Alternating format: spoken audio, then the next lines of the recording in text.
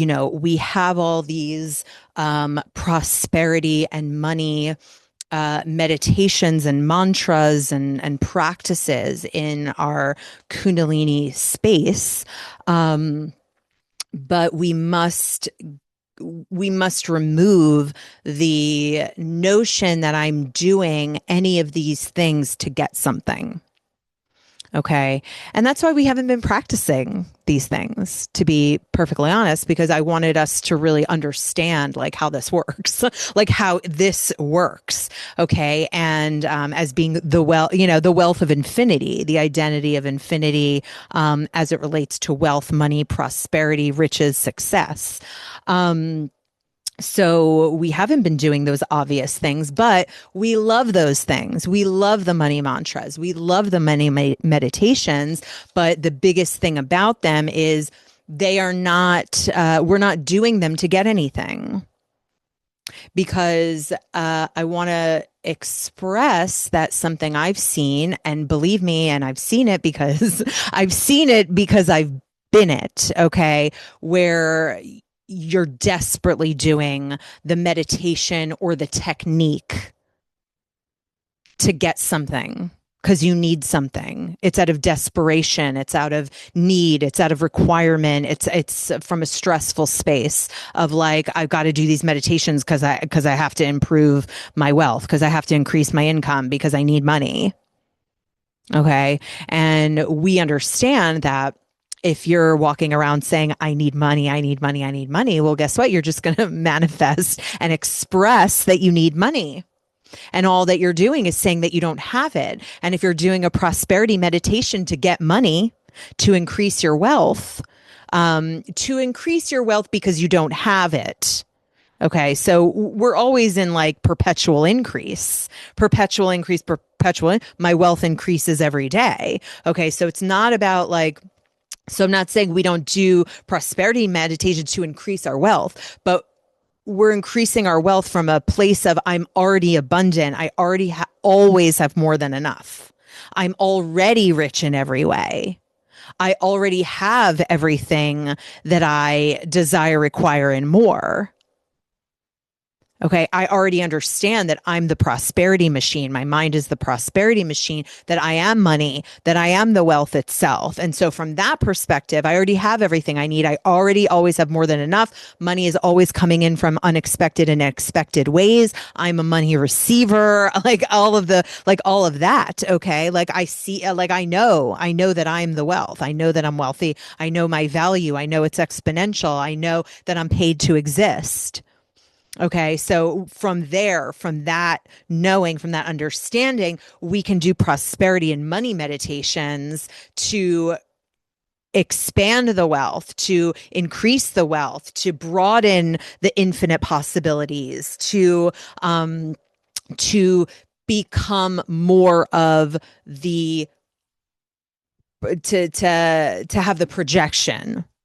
Okay. So to of course, all of these prosperity meditations and mantras, they all are prosperity meditations and mantras. Every single one, every single kriya, every single meditation, every single mantra that we have in the Kundalini, thousands and pages and, years and all of the things and all the books, they're all for prosperity. Kundalini yoga is a prosperity practice. It's for your excellence.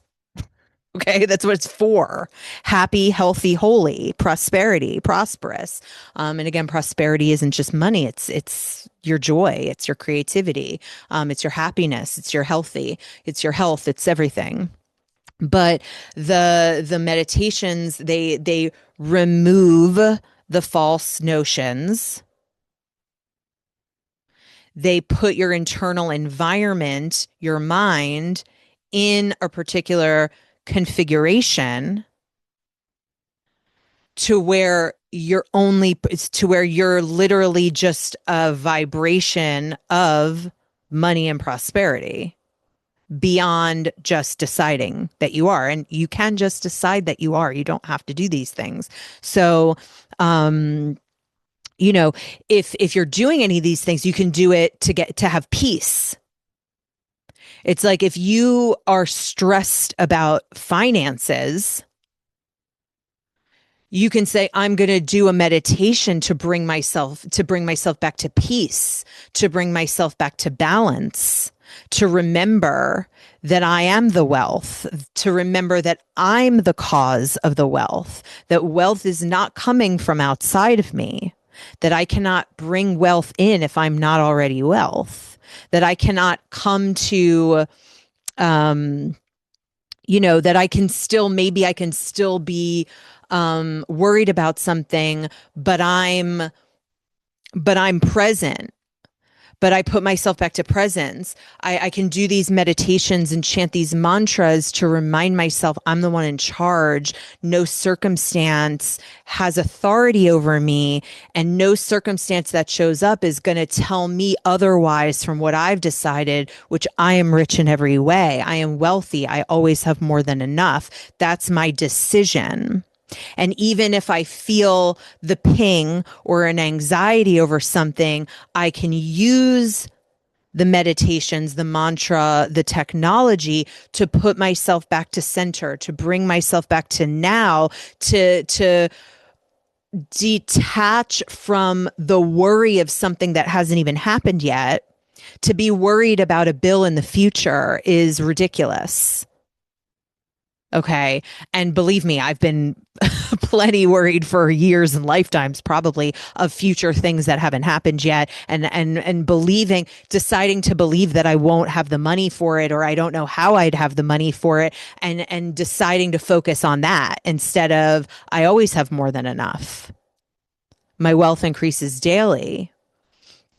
So, the prosperity meditation as a reminder, as a way to balance the chakras, the gunas, the tattvas, the emotional landscape within, to get everything back to harmony, so that I can be like, oh yeah, I'm the identity of wealth itself. Like, I'm infinity. And then, and I'm not doing it and then waiting for something to change. I know that it doesn't matter what I see reflected in this moment, because it's a stagnant rendering of a moment ago, of moments ago, and of what I've been believing this whole, for years, or whatever it is. But I just, it makes it's that biophysical command of, no, I'm not subscribing to that anymore. I'm not that identity anymore. I'm rich in every way. The money, I always have more than enough. The money's always circulating, coming in. I am the money. It comes through me. It comes from me. I'm a receiver of it. I'm the radio frequency. It's like, you could do the meditations. I'm the radio frequency of wealth. Therefore, wealth must express itself. It must come. It has to find me. It has to find me. Because I assume that it finds me. It's handled. It's effortless. And I can do these things to amplify and expand my wealth exponentially. But I'm not doing prosperity meditations or chanting money mantras from desperation, from stress, from need, from anxiety, thinking that's going to bring me money. Because what happens when you do that? You're doing it from that place, and money may come. But then what happens if you ever stop doing the meditation? You lose it, because you don't understand the identity, because you never changed your identity. And you thought that a meditation was the technique, and you became reliant on something outside of you, instead of just, I can just decide that I'm wealthy. I can just decide that I'm at peace no matter what. I can just decide that no matter what appears to be a win or a loss, it's victory only. I can decide that everything only moves in my favor, and I am always provided for. I am always supported. I am always provided for. The money's always here. The money's always come. I already have it. I already am it. There's only wealth. I'm rich in every way. I'm the technique. I'm the spell. I'm the money spell. I'm the money minting machine, not the meditation, me. And I can do the meditation to amplify that, to activate more of it, to expand it, to remind myself, to stay in the vibration of no matter what I see or perceive, no matter what old thought comes up, no matter what thing comes up, I'm rich in every way and I always have more than enough. And I'm always provided for. And I'm not going to worry about that thing that hasn't happened yet, because when you worry about the thing that hasn't happened yet, what happens? You don't have the money for the thing that has, like, you produce it. You're putting energy, you're putting this charge. It doesn't mean you're never going to think it again, but you just automatically understand the biophysical command of the automatic response of, no, that's an old way of thinking. I don't have to worry about that. It's not even right now. It doesn't even exist. It only exists in my mind. It doesn't even exist.